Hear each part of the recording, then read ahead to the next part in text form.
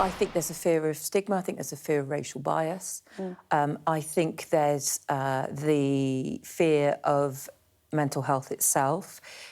We've seen from the police and from the NHS, mental health appears to be the hot potato that nobody wants to deal with, and it's pushed from one to the other. You know, right care, right person. That's clearly not working, and it's time, I believe, to ask those uncomfortable questions and, you know, discover what might be the unpalatable truth. But the ideology and the target setting of detaining less black men, for example, or, you know, sort of, you must do least restrictive methods and people must... You know, you have to...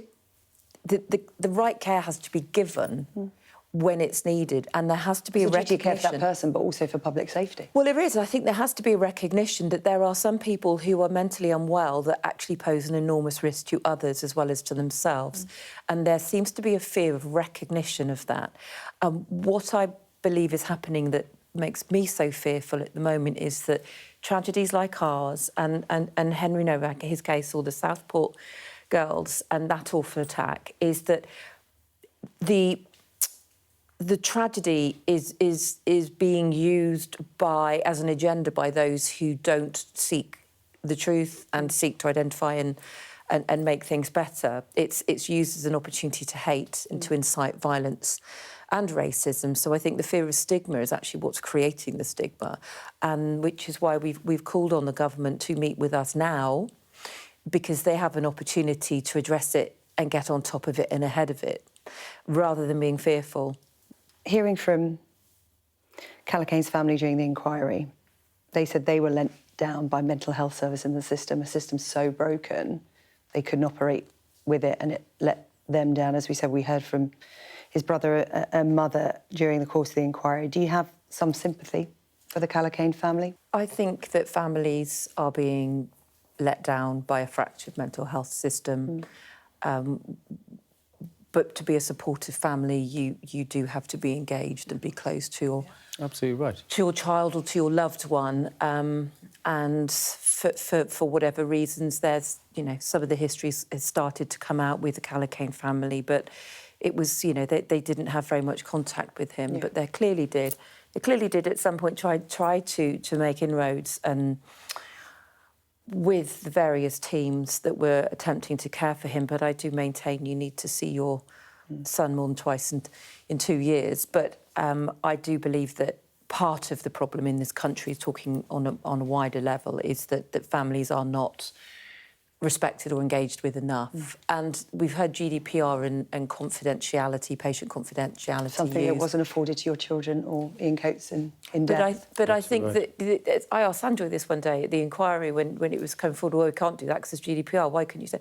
Actually, you said to me, if a patient's with me and they're at risk to themselves or risk to others, then you will go above the GDPR.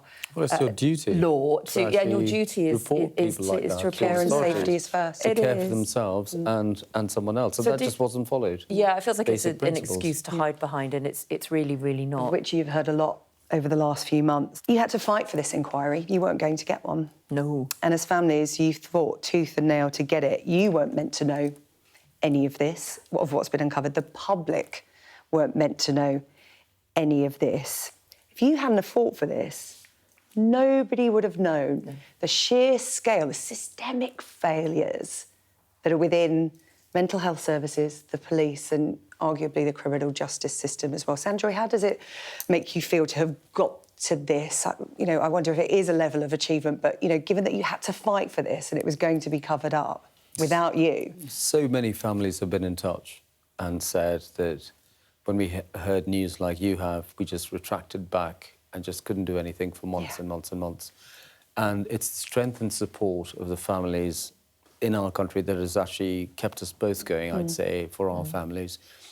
There has been so much support out there saying that you have fought a cause that we couldn't. Yeah.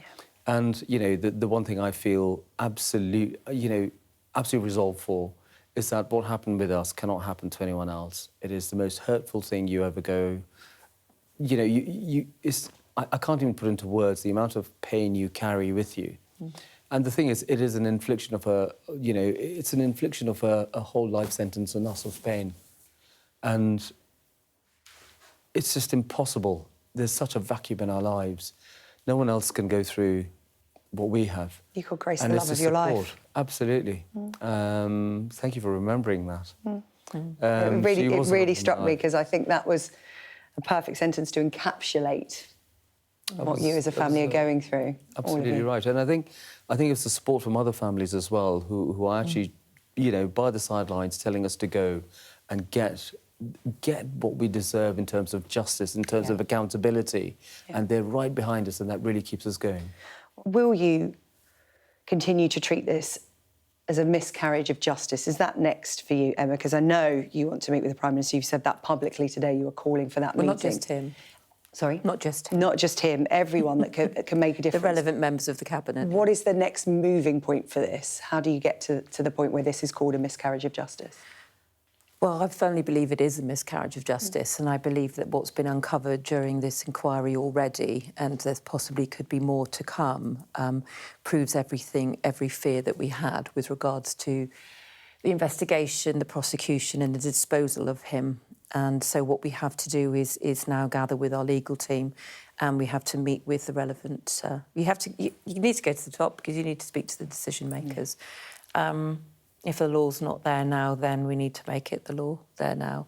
But it has to be addressed. But I think today isn't the day to go into detail of why. But we are not going to stop because it's such a grievous wrong and that we have to right it. And I would never forgive myself as Barney's mum if I didn't do everything I could to address it. And as Sanjoy said, when we're asking for accountability from individuals and organisations, then it's not to vilify, it's not to ruin people's lives, but without proper accountability for such terrible failure, and it has to go to the top. Yeah. We have to stop this ability in this country to look at the low-hanging fruit. It has to be the chief executives, it has to be the chief constables, it has to be the senior investigation officers, it has to be board members. If you get paid the big bucks and you have to make the big decisions, then you have to make the big falls when your hospital, your trust or your police station or your force are failing, and they're failing because you're not managing and scrutinising it. What's come out is shameful and disgraceful, but it's what we do with it, I think, is the really important thing. And if someone loses their job and heads must roll, then so be it.